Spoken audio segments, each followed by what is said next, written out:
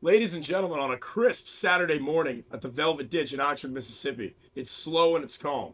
Wasn't that long ago, about 48 hours, we were preparing for one of the greatest triumphs in college football history when the Ole Miss Rebels took down the Georgia Bulldogs in the All-State Sugar Bowl College Football Playoff quarterfinal. Now we're here to recap that and much more from the Velvet Ditch. Nick Douglas, Jared Foster for the Velvet Ditch Oh podcast. yeah, How's it hottie, going? hottie Hotty toddy, toddy. baby. Oh yeah, appreciate you back there, JT. Velvet Ditch Marketing in the house. Guys, we love you. Thank you for the support. Thanks for tuning in. We're gonna make it pretty quick today. We're just really obviously touching base on how amazing it is to be experiencing this as an Ole Miss fan, but also nationwide. People got to see that Lane's irrelevant. That our system is amazing. We appreciate you, Lane. Thanks for helping us build the system. But Pete Golding, Joe Judge, all the way down to Weiss, the guys that came back and helped. It's a win-win now. We obviously see that our recruiting shouldn't hurt. Ole Miss football shouldn't slow down. We are obviously as good as we thought we were. So right now, sitting at 13-1, in my opinion, the number one team in the country, the most underrated team in the country as well. A +3 margin against Miami. Going to be exciting to go down to Arizona and knock this one out too. Absolutely. I don't know if you're planning to attend. I definitely am. Yeah, we'll be there. Figured out all the logistics. I mean, where do you start to unpack this thing? This has been one of the wildest Cinderella stories for quite some time. You've got the D2 quarterback. You've got, the team that was supposed to win it last year that didn't win it, and so now you're in somewhat of a rebuilding year.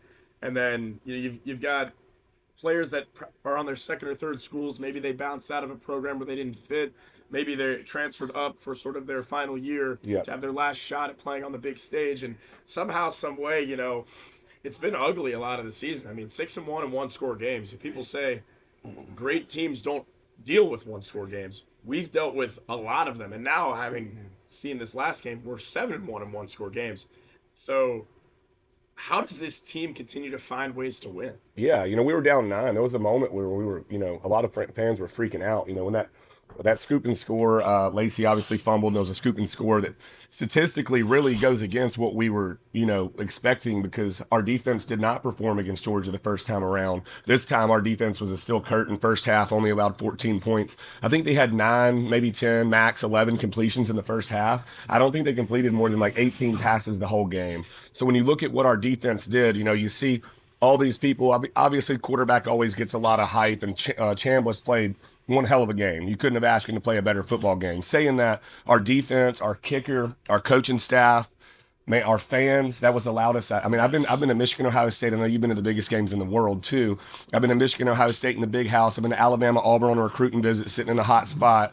That was the loudest I've ever attended. That was the loudest football game I've ever attended. Really? In a Yeah. neutral site? Yes, for that. I don't know where you were on the field. We were sitting on the 315 section, which is the middle row of the Superdome. Where we were sitting, it was extremely loud. Like couldn't even hear your own thoughts for a bit there. When we were chanting the, hotty toddy and listening to obviously everybody next to us, man, it was roaring in that stadium. Yeah, I mean, I'll tell you, the Superdome covered this game now 4 times. Yeah. It's a big circle. So you go in the tunnel, you just walk around. And I will tell you that for a neutral site, I had seen Washington, Texas in the Sugar Bowl 2 years ago. So you Yeah. can imagine Seattle and Austin. Yeah. Which group's going to travel to New Orleans? Obviously, Right. Texas. Yeah. And so that one there were probably more Texas fans at that. But the difference in that game was Washington had the momentum off of the first play. It was a 77-yard pass. Mhm. And so it took much till probably the third quarter of that game for Texas to really get going. We brought the energy the entire time. Yeah, we I mean, did. I don't know what it's like when LSU plays in the Superdome. I'm Mhm. sure that's probably a home environment, but for a neutral site, it was one of the best showings I've ever seen because this was a fan base that had just been scorned by its leader, has great leadership. I have not heard a negative thing about Keith Carter, about the chancellor, and how they handled everything, other than obviously the man who walked out on us. He's probably got some things to say. But, I mean, for the most part, everybody's been raving about our leadership, and everybody said amazing things. And, I mean, having dealt with Keith and the chancellor for several years now, they made it clear to me where Ole Miss was headed as an institution, and they've been right about a lot. And so, in these tough circumstances, they had to make some very tough decisions. And we're seeing now that they made the right decisions. Yep. You let those offensive coaches come back. You make Pete now your interim, you make him your permanent head coach. Yeah. You let him run the show. And look, I'll be the first to say it. I think Ole Miss and Kiffin needed each other for the time being. 1000%. They had to have each other for that period. Yeah. Lane had to rehab his reputation. Lane Just had like to Saban. get back on the big stage. Exactly. They needed Saban. They all needed Saban. Yes. And that's respect to the top. Yes. And he had to learn the value of it. Had to go to Florida Atlantic and then had to come to Ole Miss and do it consistently for several years on a big stage. Yep. But now, as just an observer, 55-19 over 6 years is amazing. And I want to commend Coach Kiffin for that. What he did here was unbelievable. But if you look at the way the players are talking about playing for Pete and the way they're playing, I mean, this at a certain point, I don't know how you measure heart, I don't know how you measure grit, but I'm watching this group repeatedly get off the field on defense. Yeah, that was the hungriest our team's ever been. And I know people say, well, that's the biggest platform they've ever been on. Yeah, but they were also playing for something beyond just winning, because none of them, they've all experienced hunger trying to win and win big football games. They've all been part of championships, whether it be in high school or whatever it may be. They've been a part of big games on that team.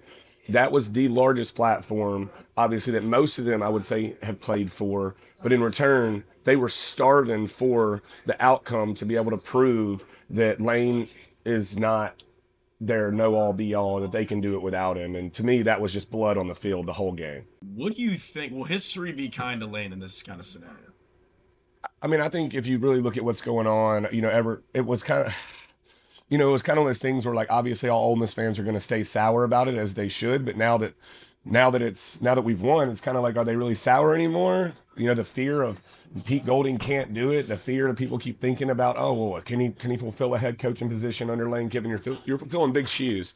A lot of people doubted that. Now they don't doubt it anymore. The players definitely don't. And that's the biggest part, is having your locker room be sold on who's leading you. And we've touched on this in the last podcast. Pete Golding's an amazing person. He's putting all the spotlight on the players, his staff, giving credit to everybody. We know the right man's in the position for the job now. No ifs, ands, or buts about it. I think Lane's clearly laying in his bed with some regrets on the idea of not believing that we could win the national title with this football team, and now we're proving we can. We're two games away from, obviously, his, I would say his worst nightmare coming true, the idea that he would lay in bed and we would be holding trophies over our head and that he's not in the picture. But hats off to him as a leader. When it comes to coaching, he did a great job, like you talked about, like we've all agreed on. Lane created a great system. Saban created a great system. If you look at all the coaches in the playoffs right now, all 4 coaches coached under Nick Saban that are left. Hats off to Ole Miss being the only SEC team left in the playoff. We did beat the SEC champion, that also beat Alabama, I think 28-7 in the SEC championship. Alabama clearly is not the team that they usually are, but we turned up. And I mean, when you really look at overall the performance from Chambliss, defense, kicker, the whole entire team, I mean, we came together. That was the best 4 quarters we've put together consistently. I had some doubts when we went down, 9 points. I didn't like that we we went for 2 early in the game. So that was bothering me that we didn't stay at 13 points. I thought it was a little early for that. It scared me, because if they would have scored first drive coming out, what do? Now you're down 16. That's not something Ole Miss is used to. But instead, our defense actually looked like, I hate to say it, but it looked like Alabama's defense whenever Golding was at Alabama. If you compare the defenses, that's how good our defense looked. Is when Golding was at Alabama, it looked like Alabama's defense. And we really stepped up. And I mean, if we keep performing like this, there's a good shot, dude, we're going to win the national title. I feel very confident this week. My only concern is whether or not we have these offensive coaches, because I'm hearing that there's, these guys are kind of in limbo. Interesting that, Kiffin wanted to coach through the national title. Yep. Which there's an argument to be had for that.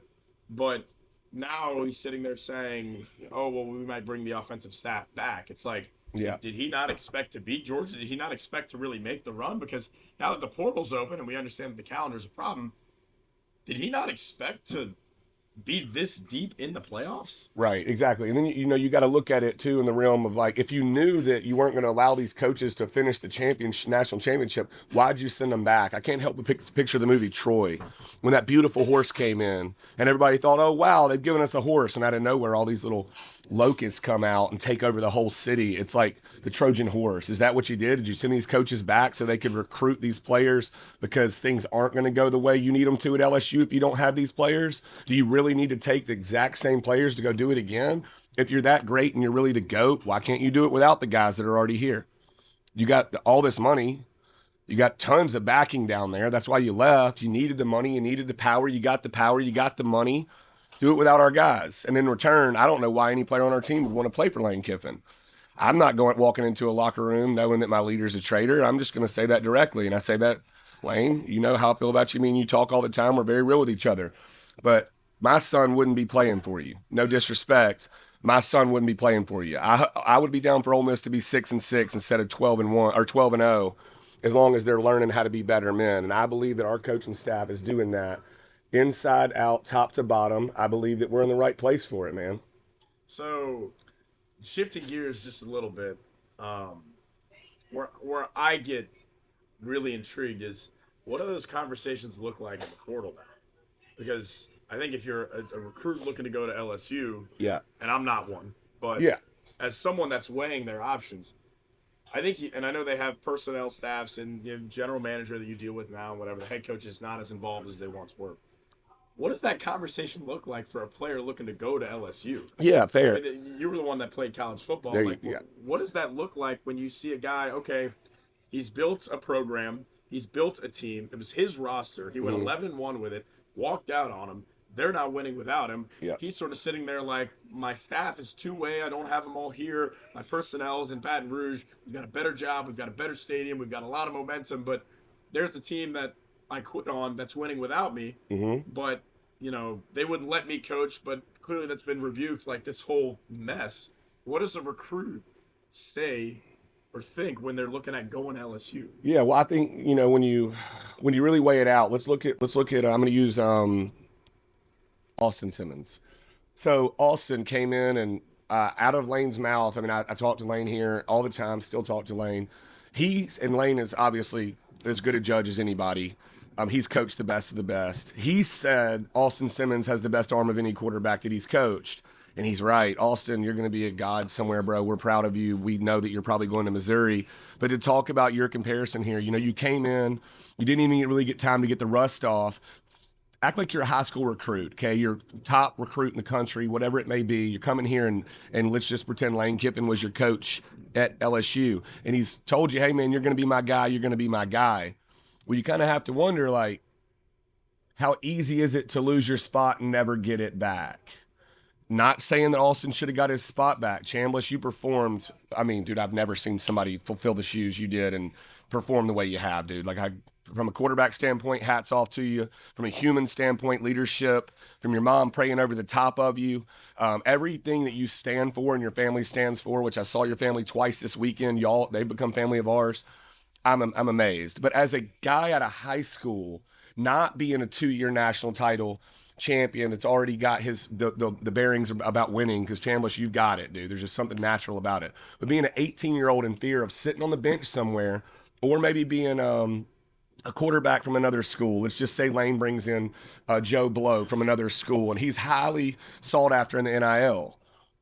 Well, if he's also fighting for Chambliss, you got to kind of wonder if you're Chambliss, you're weighing out your option. Chambliss made the comment, I need to, look around and see what's best for me. I'm going to do what's best for me. I understand that, Chambliss. It's the right move. You got to get paid. Okay, as Ole Miss fans, don't be sour that Chambliss is looking for a promotion, just as you would if you had a job and you worked your tail up your whole life and somebody offered you a promotion.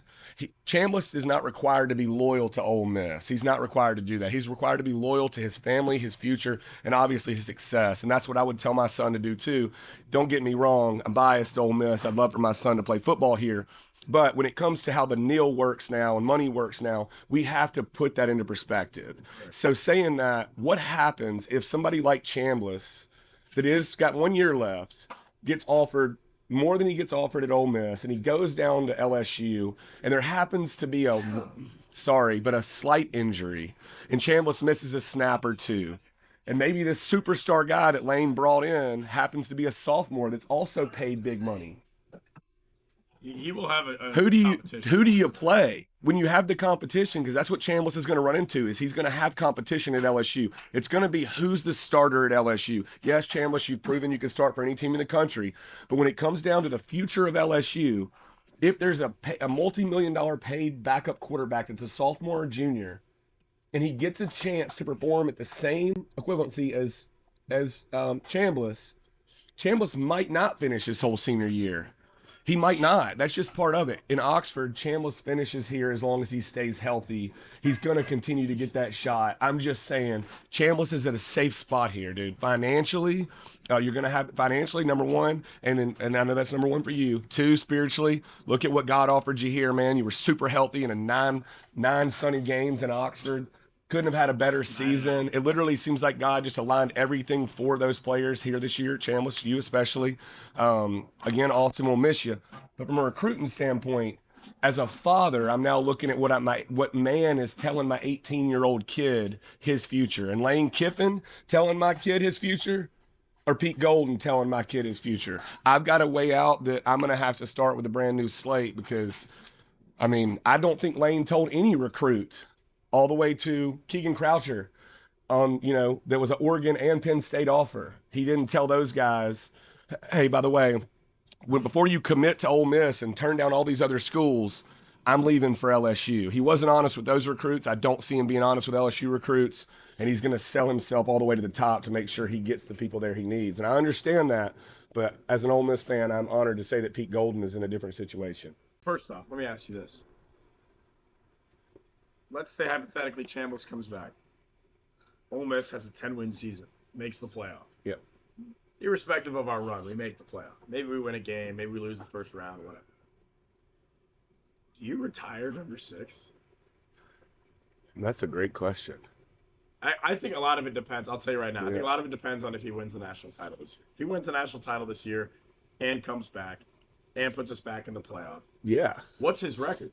25-3? Right. I mean, that's 15-1. Yeah. And then another 10-win season. Maybe you drop 2 games, maybe you drop 3 games. So you'd be a 25-win quarterback over 2 years. Yeah, what do you zero D1 offers or something like that? I mean, am I right? High school, yeah, he didn't have one. Yeah, like I mean, this was the spot. Nobody expected this to happen. You're right. I mean, so would you retire his number? I put it this way: if I based it off of one season, what he's done this year, I mean, he had 500 more passing yards than the Heisman. Played 3 less games. If you look at it statistically, he's averaging 300 yards a game. Add 900 yards to his 3 games. That means he would have passed for 1,300 more yards than the Heisman this year, which means he would have won the Heisman if he would have started the season off. I can't help but say yeah to that question. I mean, that's I haven't thought about that, but why not? I mean, dear God. Also, I mean, when you look at what our team's doing right now and everything that's going on, I mean, there was points this weekend, or even at the end of the game, obviously, where I was like, wow, our defense should have gotten player of the game. They should, I mean, our defense just played phenomenal. Our kicker, and you look at what Lane Kiffin last year, the reason we were out of the playoffs is because we weren't willing to kick those field goals. Pete Golding kicked 2 early field goals that saved the entire game. And he didn't kick them, but he took the chance on them being kicked. And our kicker came through, dude. I mean, it was just to me, there was a few decisions made that make me feel like we're in a much better situation than we were even 3 weeks ago. Yeah, I think I sensed from a game management standpoint, there was a lot more stability.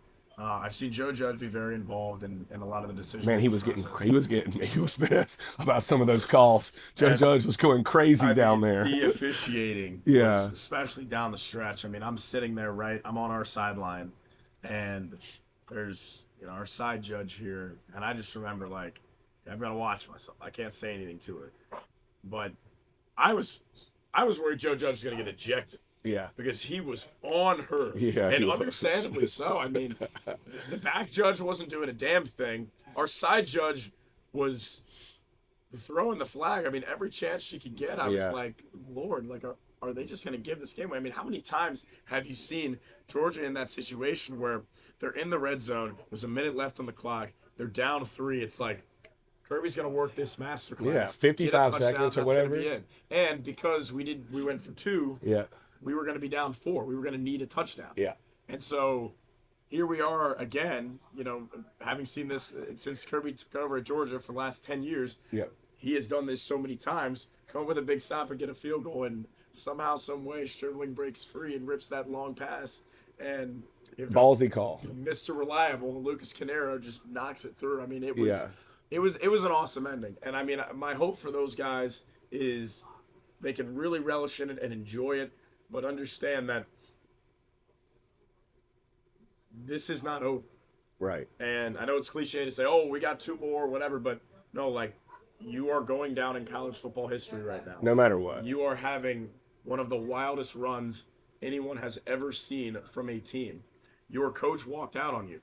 You went 11-1. Yep. You went 6-1 in one school games. Mm-hmm. You won 9 games at home. This story ending with a national title would be so great for so many people, but just for the game to say, you know what? That's one of the best teams of all time. Yeah, exactly. For so many different reasons. Yeah, just for the overcoming part. You look at it last year. It's not like we came back with a stacked team. I don't want to recall. I don't want to state actual facts on this. We try to make sure that we tell 100% the truth here. If we're going to put a fact out, I think we had 2 returning starters last year on offense or something like that. I'm guessing here, but I know we weren't loaded coming back. It was supposed to be a rebuilding year. So many people, including myself, were like, "Hey, if we go 9-3, that's going to be a great year." And obviously, Lane thought the same, or he wouldn't have already packed his stuff and left. He's worried about the gauntlet schedule we have next year.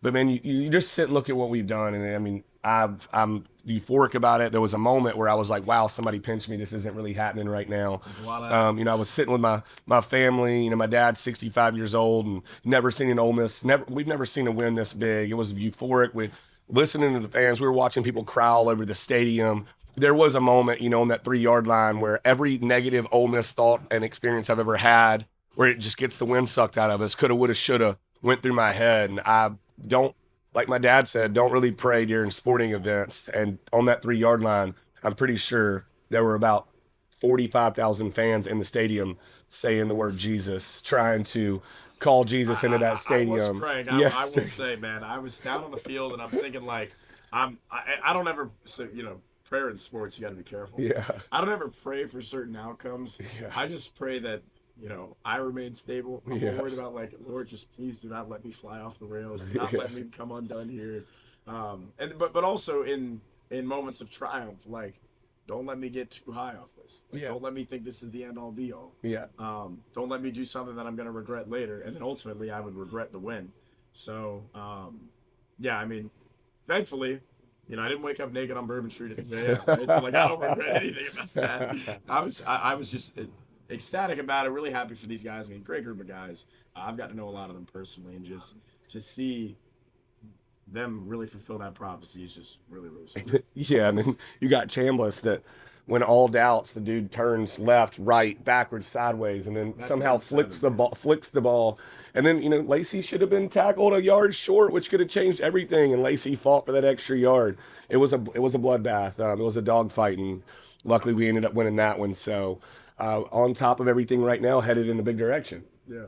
Update at the Velvet Ditch on construction outside. The turf is being rolled back. The city required us to put a stormwater drain under the turf. It's got to catch the rain. Yeah, I disagreed with it for a while, but it's okay. The city and us worked it out.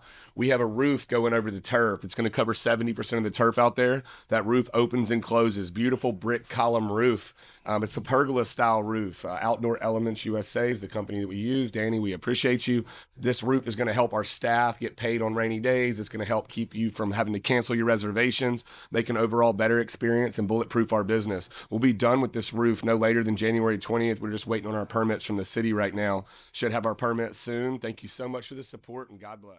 So right into the Fiesta Bowl. We've never been to this game in program history. We've never had this deep of a run. I mean, this is a remarkable time. The direction of our program is up and to the right, it seems. Yeah, it's on top. We, speaking of going in the right direction, obviously it was one of those last minute things. Ole Miss fans like, oh my God, buy our flights, buy our tickets, buy our flights, buy our tickets. I think we traveled to New Orleans better than we possibly could travel to obviously Arizona, because New Orleans is a skip hopping away for, Mississippi people. A lot of an hour drive for some, 5 hours max for others.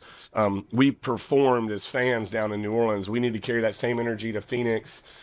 Really needs to happen. Obviously, there's some, speculation on the idea that Miami is much better than people thought, and they are. I mean, if you're underrating Miami, you're blind. Like Nick Saban said, they have more talent than anybody in the playoff, and they do. That I mean, they're loaded with NFL prospects. They weren't healthy all year. They're finally healthy. Fletcher, the running back, I rewatched both games last night. I went back and rewatched the entire Texas Tech.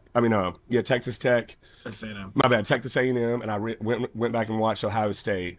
Um, they put a lot of weight on Fletcher on their running back. If our defense can perform the way it performed this past week against Georgia, I think we go out, beat Miami. But we're going to have to perform all 4 quarters and going to have to show up and do the exact same thing again. We've got a short window for us to stay on a high.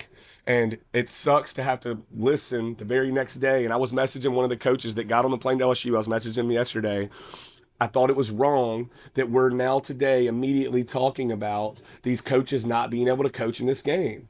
Let's talk about the future of what Ole Miss looks like right now and next year without the coaching staff that we have. Yeah, I mean, it is concerning. And we will ultimately see an adjustment of the calendar. I think either Commissioner Sankey or someone at the NCAA needs to have an as-is conversation and a to-be conversation. Say, okay, let's break down what's wrong with the calendar as is. Yep. And then let's give something that's a minimally viable product on a to-be.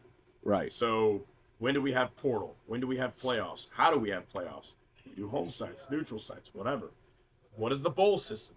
What the hell are we doing with bowls? I mean, every breath we take, the Mayonnaise Bowl and the Gator Bowl Pop and the Tart. Outback Bowl, I mean, as cool as they are, they just get more and more relevant year by year. Yeah. Like, I remember when Ole Miss went to the Outback Bowl against Indiana. Maybe it's because we hadn't been to a bowl since the Sugar Bowl in 2015, but, like, even during COVID, that felt like a big game. Like, we're the Outback Bowl champions. Yeah. The Outback Bowl have 10,000 people at it. Yeah, I would have serious doubts. I mean, you'd think it was a COVID game, but like nobody showed up. Yeah. And so, the direction of the game is unstable. It is. And so, where our team goes from here, I think a lot of it is going to depend on whether or not we have our offensive staff, and the fact that we even have to question that is a problem. And so, how does this team do? Let's think about it. If the team has Weiss calling the plays, they have him in the booth, I like to think we have a really good shot. Mm-hmm. If the team is without Weiss, they're all in Baton Rouge permanently, recruiting the portal, managing things. What happens? Joe Judge will be our play caller. I think we both agree on that. But Joe Judge is clearly the next big thing. If you guys aren't familiar, Joe Judge coached under Belichick, coached under Saban, coached under Kiffin, 3 of the best of all time. Joe Judge probably could have been head coach for the Giants. Head coach for the Giants, amazing human being, and chose Oxford, decided not to get on the plane to Baton Rouge. Chambliss said he's like a second father to him. The man's definitely a huge leader in our locker room and obviously has the brains to call the plays. I'm not in fear if Weiss doesn't call the plays. I'm not in fear for next year either. Coach Baker, that just coached East Carolina, look up the stats. The guy has no players at East Carolina. No disrespect to you guys in East Carolina that might see this, doubtfully. But what Baker did at East Carolina this year, taking them to a top 20 offense in the nation, putting up 500 yards nearly on average per game. They were amazing, like on offense. East Carolina was amazing. They just beat Pitt in the bowl game. Talking about bowl games that don't matter, I think we go to a 32 team playoff. We don't have to get far into that. A lot of people are like, wow, 32 teams, why not?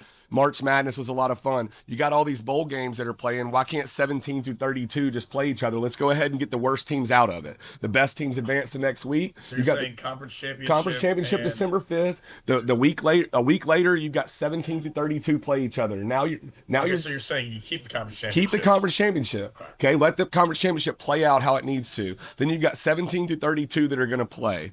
Okay, that's going to knock it down 8 players. You're going to get down to 24. Now you're down to 24. Now you've got 13 through 24 playing. You still have the same system. You're just knocking out the people that said we could have, should have, would have done it. Well, the March Madness in basketball is a little bit different from physicality.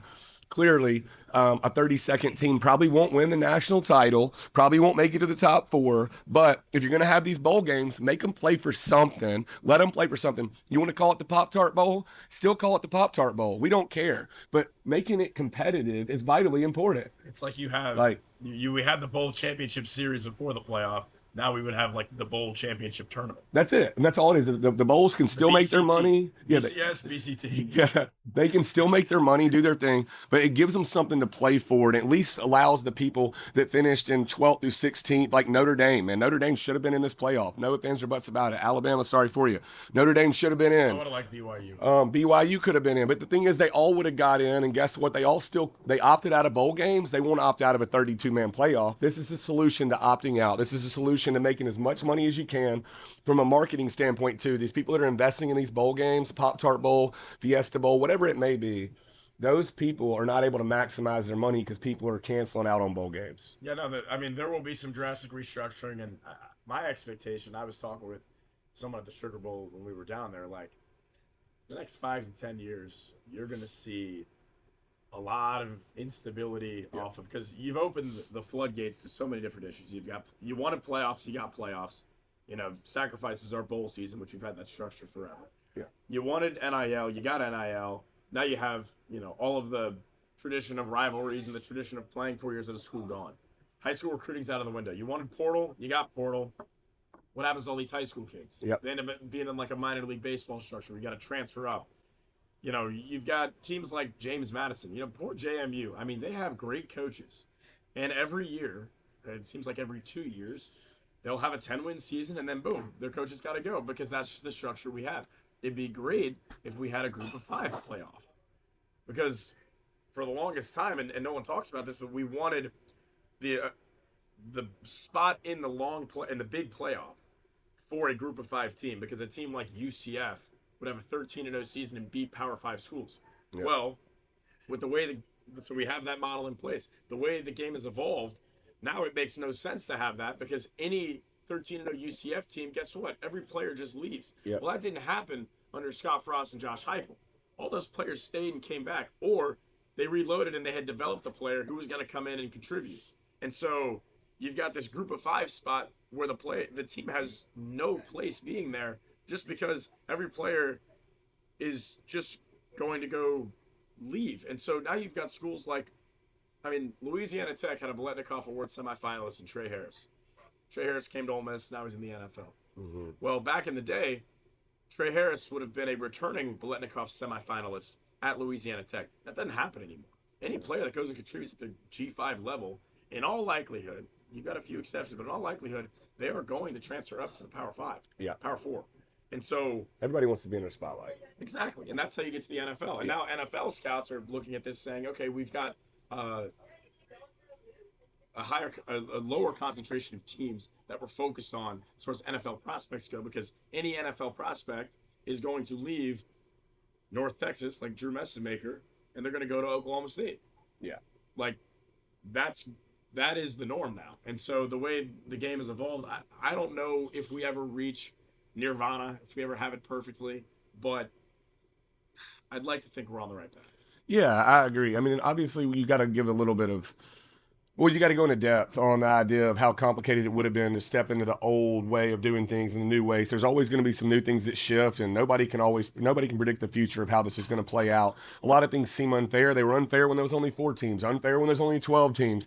I think the way to get past the unfair is to let them play and let them knock each other out of what they need to knock out. I think by having a bigger tournament, I think that's the key. I think it helps with overall everything from the sponsors to the budgeting to cost to not having people sit out. What's the fear of people not watching this bowl game if we invest in it? I can only imagine being those guys, and to eliminate it, we go larger. Saying that, we talked about recruiting. We talked about, Lane Kiffin leaving. We talked about all the things that obviously every Ole Miss fan has stressed out about to this point of what are we going to do? None of us know who's coaching us in the Fiesta Bowl. I want to touch base on that. Lane, quit cushioning your fall. It's not about giving credit. Oh, Lane, let him coach. Dude, it's 18 more or 17 more days until the national championship is over. If those players, if your doubt if your doubt is that you can't get enough people to come to LSU in these next 2 weeks, then that's not on the coaching staff that was willing to come back and coach the Ole Miss Rebels. These men have families. They're trying to live a peaceful life too. Yeah, you're paying them, but let them finish the job. Like, it doesn't have to be about the spotlight. One of our players this past weekend said Lane keeps trying to steal our spotlight. Well, the very next day, it was back on his Lane going to let him coach him. Lane going to let him coach. If you knew that you weren't going to coach in the national championship game, why did you even come back to Oxford? Why not just let us do our thing without it? Oh, so we can get to the point? You clearly thought we were going to lose to Georgia. That's what you thought. Or this would have been a conversation before. Now that we've beat Georgia and you see from Baton Rouge and these other coaches see the talent is here, you were wrong. 100% you were wrong. This Ole Miss team can win a national title without you. Let us finish it off. And guess what? Even bigger story, if you decide to be selfish and you take these coaches and say, no, you're not going to finish coaching, we got to focus on LSU, and we still do it without you, because we don't need the sideline motivation to win the football game. We've been taught how to win at this point. We have the players to win. This isn't some fluke anymore. This isn't some average football team winning games. This is a top tier football team with high class individuals winning football games with a great leader. You don't have to cushion your fall anymore. I predict this is Lane Kiffin cushioning his fall for him to be able to say, oh, I let him coach. But we know you were laying in bed freaking out. Oh, my God, they're about to do it without me. And again, that's Mr. Irrelevant. So lots to unpack there, lots to unpack next time we do an episode. But this has been covered a lot here. There's this a moment in time because information will continue to evolve and there'll be more and more coming out. So appreciate you sitting down with us, man. See you guys next week. This was awesome. Thank you guys for tuning in. Back to Velvet Ditch Podcast. We appreciate you guys. If y'all need any marketing, reach out directly to me. Me and JT will hook you guys up. Nick, my partner in crime, once again, we love you. Safe travels with Fiesta Bowl. Hotty toddy, let's go get them. Absolutely.